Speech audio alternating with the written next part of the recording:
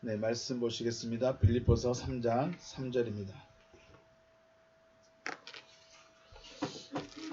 빌립보서 3장 3절. 한 절만 같이 보시겠습니다.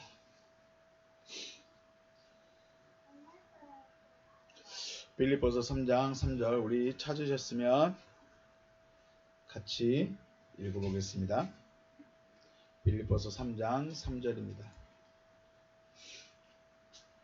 같이 읽겠습니다. 시작. 하나님의 성령으로 봉사하며 그리스도 예수로 자랑하고 육체를 신뢰하지 아니하는 우리가 곧 할례 바라. 아멘. 신앙생활을 한다는 거, 요즘에 이스라엘과 팔레스타인이 싸움을 하죠. 전쟁을 하고 있어요. 그런데 그 전쟁을 놓고 왜 전쟁을 하고 있느냐? 그 전쟁의 이유가 뭐 종교적인 이유다, 민족적인 이유다, 여러 가지 이야기를 하고 있습니다. 누가 옳고 누가 그르냐를 떠나서 우리는 그 중심이 왜 그들이 싸울 수밖에 없는가 우리가 생각해야죠. 이게 그냥 정치적인 성향 때문에 아니면 종교적인 성향 때문에 싸우고 있는가? 우리 입장에서는 또 신앙의 입장에서 또 생각을 해봐야죠. 어떤 사람들은 신앙이고 뭐 그런 거 상관없다, 그냥 민족주의적이다 라고 말하는 분들도 있는데, 그처럼 하나님을 믿는다고 하는 것은 쉽지가 않습니다. 특히 신앙에 대해서 어떤 주체의식 혹은 주관, 가치관, 어떤 가치관을 가지고 있느냐에 따라서 굉장히 논쟁이 많은 것입니다. 하나님을 잘 모르고 혹은 교회를 다니지 않고 그냥 목사님들의 설교 혹은 신학적인 이야기만 좀 듣고 그 전쟁에 대해서 이야기한 사람들은 민족이 어디 있고 종교가 어디냐, 그냥 지구 땅 차지하려고 그러는 거지, 아니면 미국이 뒤에서 부채질하고 이란이 부채질해서 세계전쟁 한번 해보려고, 아니면 누가 무기 좀 팔아먹어 보려고, 이런 관점으로 갈 수도 있습니다. 신앙생활, 특히 하나님을 믿는다는 거 굉장히 주의를 많이 해야 되고, 자기 신앙을, 자기 가치관을 분명히 가지고 있어야 한다는 것이죠. 그래서 주님은 거짓 선지자들 주의하라. 우리 마태복음 있죠. 마태복음 7장 15절 같이 읽을까요? 마태복음 7장 15절 시작. 거짓 선지자들을 삼가라. 양의 옷을 입고 너에게 나오나 속에는 노략질하는 이리라. 이 이리가 늑대 비슷한 그런 객과 동물이죠. 근데 왜 이리라고 했을까? 왜 주님이 그냥 사냥개다, 아니면 사자다, 아니면 뭐 표범이다, 아니면 뭐 살쾡이다, 뭐 그렇게 해도 되는데 왜 일이라고 했을까? 아무 이유 없이도 할 수 있겠죠. 아무 생각 없이 그냥 일이라고 할 수 있을 거예요. 근데 일이라는 말이 어디서 나왔냐면 빛나다라는 말에서 나왔어요. 우리가 빛을 말하면 포스라는 이 빛이 있고, 빛을 발하다에 또 다른 말이 또 있어요. 그러니까 빛나다는 것이 단순히 포스, 빛만 있는 것이 아니라 또 다른 말도 있었다. 제가 안 가지고 왔습니다. 그런데 빛나다라는 말에서 유래했어. 왜 이리가 빛나다라는 말에서 이리가 유래됐을까? 이 말은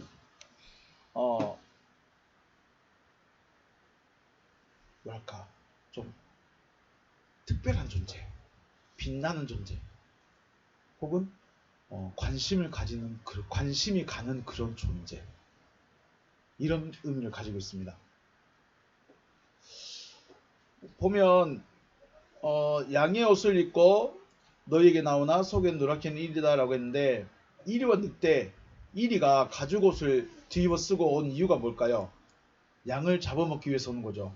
거짓 선지자가 오는데 거짓 선지자는 어떻게 오는 거예요? 빛나고 온다는 거예요. 이리처럼 반짝반짝해서 사람들이 흠모할 만하게, 사람들이 관심을 가지게. 그러니까 저한테는 저는 전혀 이리가 될 수 없겠죠. 빛나야 돼. 우리 연예인들 뭐라 그래요? 연예인들 어떻게 알았어? 엄마하고 아빠는 그런 말 써본 적이 없는데. 연예인들, 그 유명한 연예인들 뭐라 그래? 스타라고 그래. 그러면 여러분은 스타 좋아해 안 좋아해? 좋아하는 스타 있어 없어? 아직 모르죠. 엄마는 있었어. 기억도 안 나는데 아빠는 그 이름이 있는지도 몰랐어. 근데 그 스타가 있었대. 그래서 어떻게 할까? 많은 사람들이 그 스타 얼굴 한번 보려고, 사인 한번 보려고 어떻게 해요? 쫓아다니죠. 흠모하고 열광하고 막 쫓아다닙니다. 이 거짓 선지자들의 특징이 그렇다는 거예요. 빛난다는 거예요. 사람들이 흠모할 만하다는 거예요. 사람들이 열광할 만하다는 거예요. 그래서 일이라고 합니다. 그냥 사자도 할 수 있고 호랑이도 할 수 있고 표범도 할 수 있는데 왜 일이라고 했냐? 사람들이 흠모할 만하기 때문에 일이라고 하지 않았을까 하는 생각을 해봅니다. 그래서 주님은 어떻게 해요? 그들의 열매로 그들을 알라고 그랬어요. 열매로 그들이 거짓 선지자인지 진짜 하나님의 말씀을 말하고 있는 자인지 분별을 해라 라고 말씀하는 거죠. 마태복음 7장 15절 이하의 말씀에 보면 그 거짓 선지자 이야기하고 주여 주여 한 자마다 천국에 갈 것이 아니요 하나님의 뜻대로 한 자라야 천국에 갈 수 있다라고 말하니까 그때 또 어떤 사람들이 주님 우리는 주님의 이름으로 선지자 노릇하고 귀신도 쫓아내고 병도 고쳤습니다. 그러니까 우리는 천국 가겠죠? 아니야. 나 너희도 그 도무지 몰라. 라고 할 때가 올 것이다. 주님의 이름으로 선지자 노릇하고 병도 고치고 귀신도 쫓아내는데 왜 주님 저를 모르세요? 너는 불법을 행했기 때문에 몰라. 불법을 행하였기 때문에 나는 너를 도무지 알지 못하겠다라고 말하는 거예요. 일이 중요한가요? 법을 지키는 게 중요한가요? 법을 지키는 게 중요해요. 그런데 그 다음 결론이 뭐냐면 내 말을 듣는 자는 반석 위에 지은 사람처럼 비가 오고 창수가 나고 비가 오고 홍수가 나고 바람이 불어도 무너지지 않는다. 그런데 내 말을 듣지 않는 사람은 비가 오고 홍수가 나고 바람이 불면 다 무너진다라고 말씀하시죠. 그러면 이게 지금 뭘 말하고 싶었는가? 하나님은 자신이 하신 말씀이 믿음이 되어졌는가를 반드시 시험합니다. 하나님은 여러분이 말씀을 들었으면 반드시 시험을 합니다. 무슨 시험을 할까요? 헌금 많이 하는 시험 할까요? 봉사 많이 하는 시험을 할까요? 아니면 사람을 만나서 굉장히 힘들게 하는 시험을 할까요? 물론 그것도 있을 수 있겠죠. 그런 일도 있을 수 있겠죠. 그런데 더 중요한 거는 말씀을 믿고 있는가 안 믿고 있는 거예요. 말씀을 믿는가 안 믿는 거예요. 그래서 비가 오고 홍수가 나고 비를 내리시고 홍수가 나게 하시고 바람이 불게 하셔서 마음에 새겨진 말씀을 붙잡고 있는가 붙잡고 있지 않는가를 시험해 보는 거예요. 단순히 집이 문제가 아니라 내가 힘들고 어렵고 누가 나를 괴롭게 하고 하더라도 내 안에 말씀을 붙잡고 있는가. 근데 여러분 우리 생각해 볼까요? 내 안에 있는 말씀을 붙잡으려면 붙잡고 있는가 안 붙잡고 있는가 시험하려면 뭘로 올까요? 힘든 사람은요, 힘들어도 주님의 말씀은 이거예요. 내가 살면 힘들어도 주님의 말씀은 이거예요. 어려워도 주님의 말씀은 이거예요. 괴로워도 주님의 말씀은 이거예요 하고 붙잡을 수 있어요. 그런데 뭘로 흔들어요? 다른 가르침이죠. 그거 당신이 알고 있는 그 믿음, 당신이 이해하고 있는 그 성경 일반적이지 않아. 일반적이지 않아. 그냥 일반적으로 믿으세요. 그래? 수많은 사람들이 내가 하나님 된다는 거 이해가 돼야 안 돼요? 내가 하나님의 아들이라고 다 하나님의 아들이라고 말하는데 내가 하나님의 아들 그리스도라고 말하면은 그건 이상한데? 왜 예수를 뒤로 빼버리고 자기가 그 자리에 들어가려고 그러지? 이해가 안 되네? 그래서 사람들이 그거는 좀 잘못된 교리 같아요. 잘못된 해석 같아요. 라고 하면서 우리가 다가오고 또 우리도 우리 안에서 그런 생각이 들 때도 있다는 거예요. 그런데 생각해 보세요. 하나님의 계획은 이 무리를 위한 것이 아니라 누구를 위한 거예요? 나를 향하신 거예요. 한 사람 한 사람을 향한 하나님의 계획이에요. 그래서 여러분 안에 말씀이 있는가 없는가 그걸 붙잡는 거예요. 말씀이 없으면 시험할 일이 있을까요? 없을까요? 말씀이 없으면 시험할 거리가 없어요. 쉽게 말해서 말씀이 없으면 이런 이리 같은 자가 올 유혹도 안 해. 잡아먹으려도 안 해요. 거짓 선지자들 와도 지가 거짓 선지자든지 참 선지자든지 병을 고치고 다니든지 귀신을 쫓아내든지 관심 있을까요? 없을까요? 관심 없어요. 말씀을 가진 자가 그런 사람들을 만났을 때 어떻게 될 것인가? 실상은 내가 말씀을 붙잡는 것이 아니라 말씀이 나를 붙잡고 있습니다. 왜냐하면 말씀이 설치되어 있기 때문에.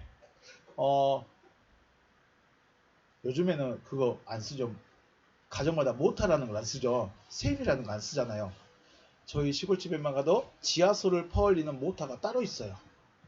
그 모터가 설치되어 있으니까 그 모터는 움직이질 않아. 항상 그 자리에서 꼭지만 틀면 물을 내줘요. 왜요? 설치되어 있어요. 딱 거기가 고정이 되어 있어요. 말씀이 내 안에 딱 고정되어 있으면 안 움직이는 거예요. 하나님의 말씀이 새겨진 사람은 흔들리지 않지만 사람의 말이 새겨진 사람은 그런 심판, 하나님께서 하시는 그 심판에서 견디지 못한다라는 것입니다. 여러분의 마음에 하나님의 말씀이 새겨지고 세워져서 하나님의 심판을 능히 통과할 수 있으시기를 주의 이름으로 축복합니다. 왜냐하면 빌립보서 3장 2절에서 개들을 삼가고 행악한 자들을 삼가고 몽임을 상의하는 일을 삼가라, 할례당을 삼가라 라고 그랬어요. 그렇죠? 그래서 주님의 말씀을 생각해 보면서 우리가 다시 한번 생각하겠습니다. 3절 말씀 봅니다. 하나님의 성령으로 봉사하며 그리스도 예수로 찬양하고 육체를 신뢰하지 아니하는 우리가 곧 할례파다. 우리가 곧 할례파다. 자, 원어 한번 보겠습니다. He makes God. 그러므로 우리가 에스맨 뭐뭐이다. 페리투메 할례자이다. 할례자예요. 할례당이라고 안 하고 할례파도 아니에요. 뭐예요? 할례자예요. 여러분 할례자가 되라는 거예요. 우리 교회에 오면 할례자가 될까요? 아니에요. 교회에 오면 할례자가 아니라 내가 할례자가 돼야 되는 거예요. 중요한 말입니다. 호이 이들은 푸뉴마티 데오 라투리오테스 성령으로 하나님께 봉사한다. 성령으로 하나님께 봉사하는 거예요. 성령으로 하나님께 봉사한다. 카이 카오코메노이 앤 그리스도 예수로 카오코메노이 자랑한다. 예수를 자랑한다. 그리스도 예수 안에서 자랑한다. 그리스도 예수 안에서 자랑한다. 카이 우크 앤 사르키 페포이도테스 그리고 육체를 신뢰하지 않는다.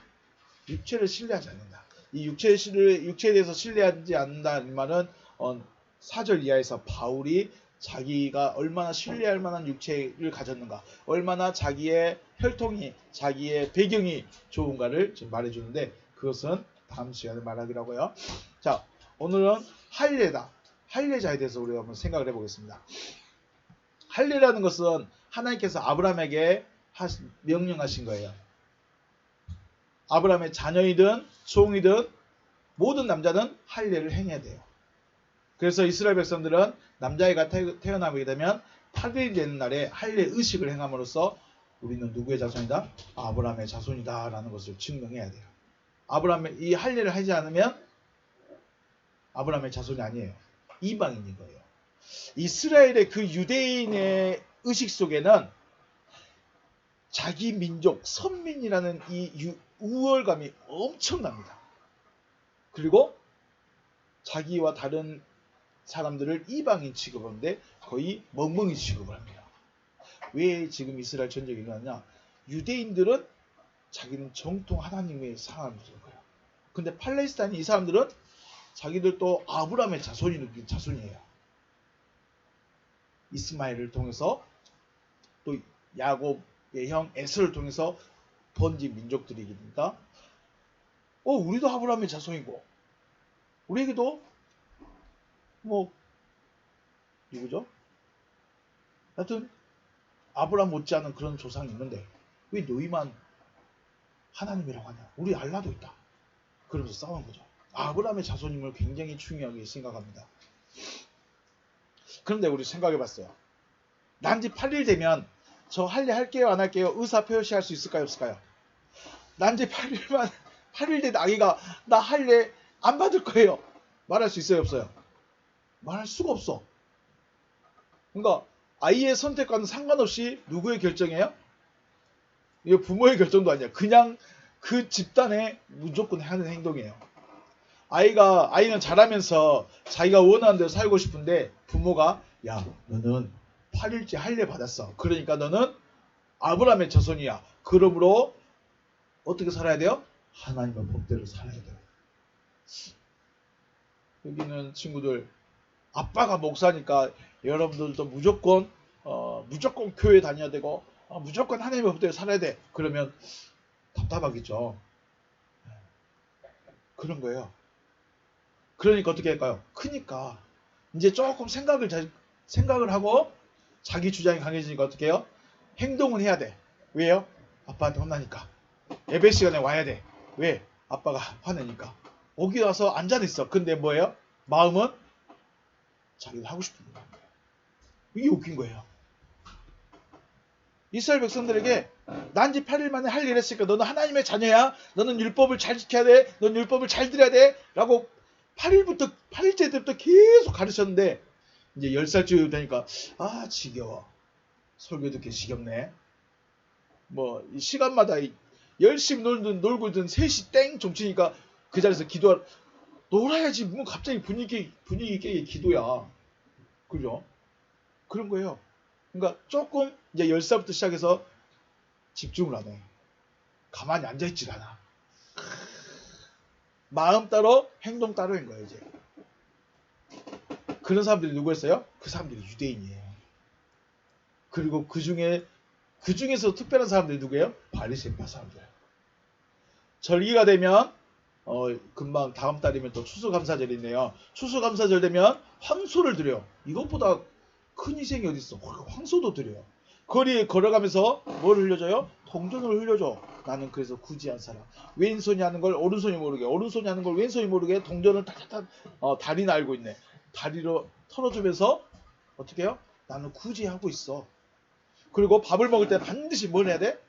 손을 씻어야 돼. 어디를 가든지 무엇을 하든지 간에 9시, 12시, 3시만 되면 어떻게 해야 돼요? 어디 화장실에 앉아있어서 있다가 기도해야 돼요. 그러니까 그 시간대가 딱 되면 어디로 갈까요? 어디로 갈까요? 나 기도하는 사람이야 라는 걸 보여주기 위해서 어디 갈까요? 길거리에 나가는 거예요. 그것도 사람 많은데. 그래서 3시 종이 딱 울리면 길거리 가다가 탁 무릎 꿇고 기도를 하는 거예요. 우리는 장사하고 있는데, 난 열심히 길을 가고 있는데, 난 열심히 운동하고 있는데, 저 사람은 우와 3시 되니까 기도를 하고 있네. 멋있네. 하나님 진짜 사랑한가 봐. 근데 속은 어때요? 에이 진짜 귀찮아. 하기 싫어. 이게 누구였다고요? 바리새인. 과자 먹을 때 손 씻고 먹으라면 맛이 더 나요 안 나요? 안 나죠? 손 안 씻고 과자 먹는 게 더 좋죠. 저 부침개 있는데 손 씻고 먹은 사람 없죠? 음식을 먹기 전에 무조건 손을 씻어야 돼요. 이게 누구예요? 바리새파 사람들이에요. 손 안 씻으면 손 안 씻고 음식을 먹으면 그 사람은 죄를 짓는 거야. 죄를 지었으니까 어떻게 뭐 갖고 와야 돼? 황소 갖고 와야 돼. 그래서 예수님이 말해줘요. 그래서 예수님께서 말해요. 그들의 마음은 하나님을 섬기지 않고, 그래서 그들은 마음으로도 하나님을 섬기지 않기 때문에 예수를 인정할까요 안 할까요? 예수를 인정할 수가 없어요. 그러면서도 자신들은 할례 의식을 행했으니까 아브라함의 자손이다라고 자랑을 한 거죠. 하지만 주님 말씀하시죠. 요한복음 8장에서 대답하여 이르시되, 자 우리 한번 볼까요? 요한 2페이지인가요? 3페이지에 요한복음 8장 39절 대답하여 이르시되 우리 아버지는 아브라함입니다. 그러니까 이게 자기네들이 아브라함의 자손이라는 거예요. 예수께서 이르시되 너희가 아브라함의 자손이면 아브라함의 행한 일들을 할 것이거늘 지금 하나님께 들은 진리를 말한 사람이 나를 죽이려노다. 아브라함은 이렇게 하지 아니하였느니라. 44절에 너희는 너희 아비 마귀에서 났다. 47절 말씀에 하나님께 속한 자는 하나님의 말씀을 듣나니 너희가 듣지 아니하면 하나님께 속하지 아니하였음이로다. 이게 굉장히 무서운 말씀이에요. 이스라엘 백성들, 유대인들, 특히 바리새인들은 지금 자기는 누구 백성이라고 그래요? 아브라함의 자손, 하나님의 백성이라고 아주 굳건히 믿고 있었어요. 그런데 예수가 와서 너희는 하나님의 말씀을 안 들으니까 너희는 하나님께 속한 자들이 아니야. 이렇게 말해요. 예배는 드리고 있는데 마음은 다른 곳에 있어요. 헌금은 하는데 자기 이름값이에요. 얼굴값이에요. 1,000원도 아까운데, 저 사람 설교 듣기 1,000원도 아까운데 이름값 때문에 10,000원을 내요. 웃긴 일이죠. 오늘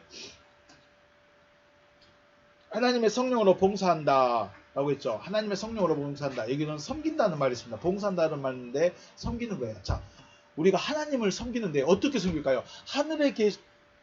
하나님 어디 계시죠? 어디 하늘? 하늘이 어디예요? 저 파란 하늘? 우주? 아니면 이만한 우주에 하나님이 저 멀리서 보고 계실까? 우주가 이만하다면 지구는 보일까요? 안 보일까요? 우주가 이만하다면 지구 보일까요? 안 보일까요? 안 보여요. 그죠? 어디 하나님이 찾으려는데 어디 있는지 안 보여. 현미경 갖고 찾아야 돼. 그것도 제임스 웹 현미경 갖고 찾아야 돼. 하나님 어디 계세요? 하나님을 섬기는데 믿음으로 섬겨요. 어떻게 섬길까요? 하나님을 섬기려면 말씀을 잘 듣는 게 섬기는 거예요. 말씀을 듣는 게 섬기는 거예요. 제사 형식 혹은 예배 형식, 삶의 형식을 말하는 것이 아니라 하나님의 말씀 그대로 받아들이는 것이 뭐예요? 하나님을 섬기는 거예요. 하나님을 섬긴다는 게 와서 반주하고 교회 청소 깨끗이 하고 뭐 인사 잘하고 뭐 예배 시간에 앉아있는 거, 이것도 자세히 보면 맞을 수 있는데 진짜 하나님을 섬기는 건 뭐예요? 말씀 그대로 받는 거예요. 아브라함의 삶에서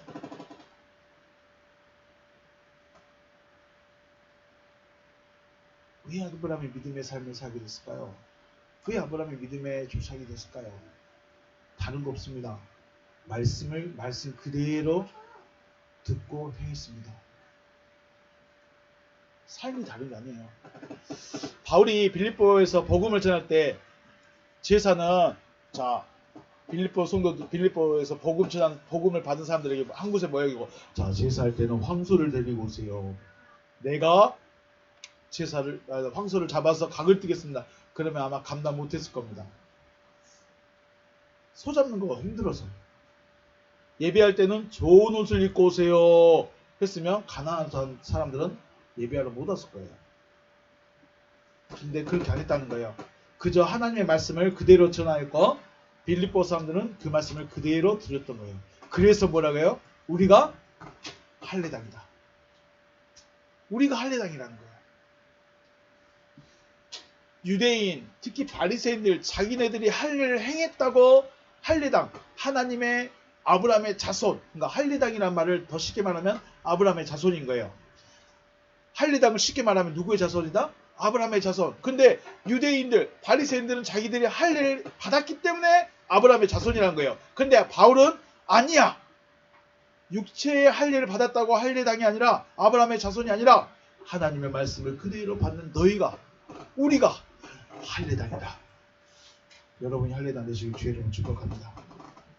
그래서 로마서 2장 29절, 우리 28절 29절 한번 같이 읽어볼까요? 시작. 무릇 표면적 유대인이 아니요 표면적 육신의 할례가 아니라 오직 이면적 유대인이며 할례는 마음에 할지니 여기에 있고 율법 조문에 있지 아니한 것이라. 그 칭찬이 사람에게서가 아니요 다만 하나님에게서니라. 아멘.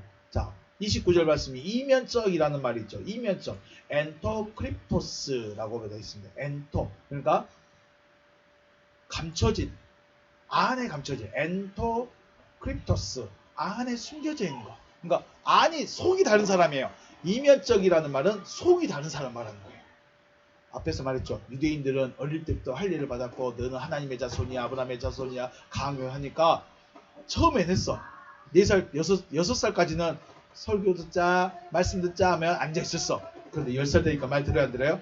안 들어. 그 마음에 뭐가 있어요? 에이, 재미없어. 에이, 하나님이 어디 계셔? 에이, 이러고 있다는 거예요. 그게 클 때까지. 그런데 이면적 유대인이라는 것은 마음에서부터 하나님을 섬기고 있는 거예요. 마음으로 하나님의 말씀을 받는 사람을 유대인이다 라고 말합니다. 내면적 유대인이 유대인이고 할례도 어디에 해라? 마음에 해라 라고 말합니다. 결과적으로 할례당 곧 하나님의 백성 아브라함의 자손임을 증명하는 것은 마음으로 하나님의 말씀을 그대로 받고 새기고 간직한 사람들을 말합니다. 이게 누구라고요? 할례당. 다시 할례당은 다른 말로 표현하면 무슨 말이다? 누구의 자손이다? 아브라함의 자손이다. 왜 아브라함의 자손이 중요하냐?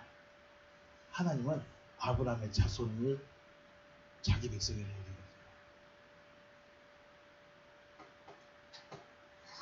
아브라함에게 사라에게 아들이 있으리라 말씀하셨을 때 아브라함이 생각했어요? 안 했어요? 진짜까? 이런 생각했을까? 안 했을까요? 안 될 것 같은데? 이런 생각했을까? 안 했을까요? 안 했어요. 아브라함에게 사라에게 아들이 있을 거야. 네, 알겠습니다.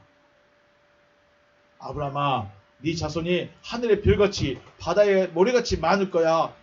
네, 알겠습니다. 쉽게 말해서 아무 생각 없는 사람처럼 아무 계획 없고 막 정한 사람처럼 네, 알겠습니다. 사라는 어떻게 했어요? 사라는 뭐라고 했어요? 생각을 했어요? 안 했어요? 사라는 생각을 했어. 자, 누가 더 인간적인가요? 생각을 한 사라가 인간적인가요? 생각을 안 한 아브라함이 더 인간적인가요? 생각을 한 사라가 훨씬 인간적입니다. 그런데 표정 듣죠? 너 왜 웃어? 하나님이 하시겠다는데 너 왜 웃어? 속으로 사라 뭐랬어요? 속으로 웃습니다. 내 나이가 지금 90세고 내 아브라함도 늙어갖고 있는 뭔 아들이요. 웃었어요. 하나님의 말씀을 그대로 받으라는 거예요. 하나님께서 하시겠다고 하시는 말씀을 분별하여 듣는 것도 중요합니다.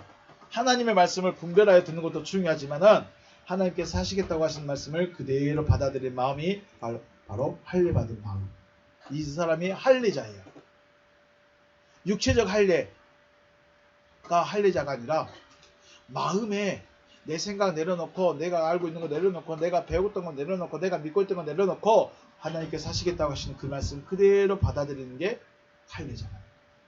그런데 물론 구분해야죠. 분별해야죠. 진짜로 하나님 하실까?